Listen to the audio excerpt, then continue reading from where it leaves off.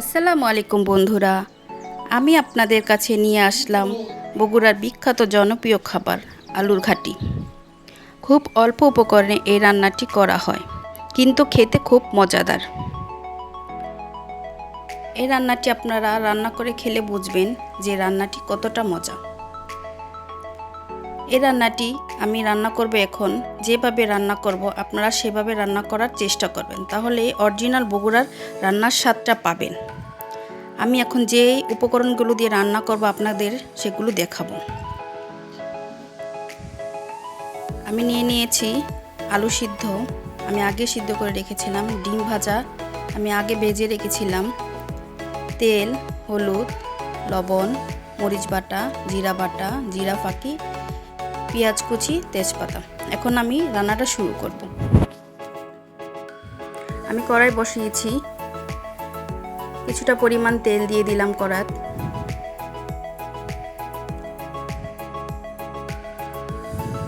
তেলটা গরম হওয়ার পর্যায়ে আমি পেঁয়াজ কুচিগুলো দিয়ে দিলাম।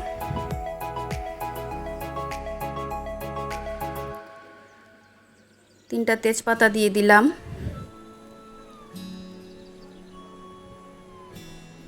পেঁয়াজটা এখন ভাজা হওয়ার জন্য কিছুক্ষণ নেড়েচেড়ে ভেজে নেব, লালচে হওয়া পর্যন্ত। তারপর কিছুটা পানি দিয়ে দিলাম যাতে পেঁয়াজটা পুড়ে না যায়। এখন আমি আস্তে আস্তে উপকরণগুলো দিয়ে দিব। লবণ দিলাম, তারপর জিরা বাটা, হলুদ, কাঁচামরিচ বাটা, ভেজে নিয়েছিলাম কাঁচামরিচগুলো। এখন কিছুটা নেড়েচেড়ে কষিয়ে নেব। অল্প পরিমাণ মরিচ ফাঁকি দিয়ে দিলাম, কারণ আমার কাছে কালারটা সাদা লাগছিল, তার জন্য কিছুটা মরিচ ফাঁকি দিয়ে নিলাম। আপনারা না দিলে নাও দিতে পারেন।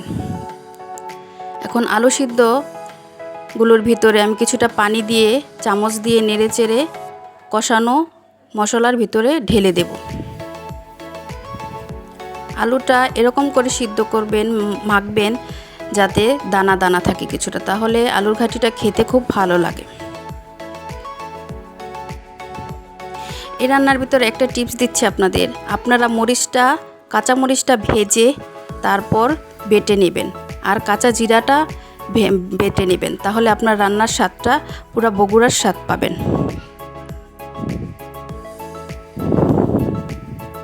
এখন নেড়ে চেড়ে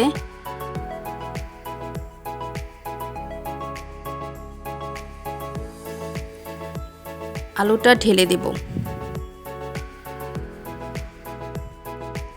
এই রান্নাটাতে খুব মশলাও লাগে না, অল্প কিছু উপকরণে রান্নাটা রান্না করা যায়। খানিকক্ষণ নেড়ে চেড়ে আমি রান্নাটা কষিয়ে নেব।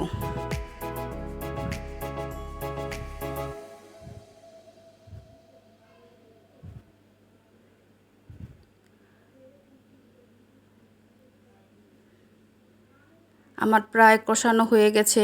এ পর্যায়ে আমি আরেকটু নেড়ে চেড়ে দেব।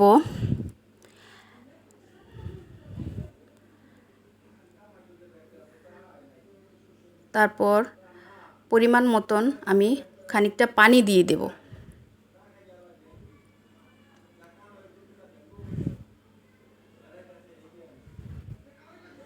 তারপর বলক আসা পর্যন্ত অপেক্ষা করে আমি ভাজা ডিমগুলো দিয়ে দেব। আমার রান্নাটা যদি আপনাদের কাছে ভালো লেগে থাকে, লাইক, কমেন্ট, শেয়ার করবেন। প্লিজ সাবস্ক্রাইব করতে ভুলবেন না। আমার রান্নাটা প্রায় কমপ্লিট হয়ে গেছে। নামিয়ে নেওয়ার আগে কিছুটা জিরা বাটা দিয়ে দিবেন, ভাজা জিরা বাটা।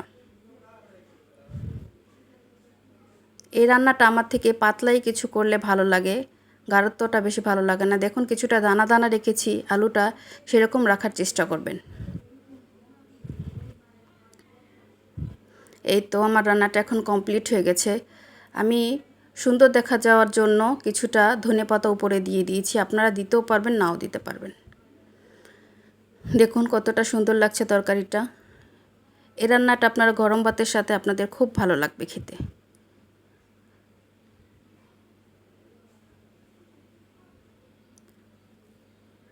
কতটা লোভনীয় লাগছে দেখতে। অল্প কিছু ঘরোয়া উপকরণ দিয়ে এই রান্নাটা রান্না করা যায়। আমাকে সাবস্ক্রাইব করতে ভুলবেন না। আবার ফিরে আসবো।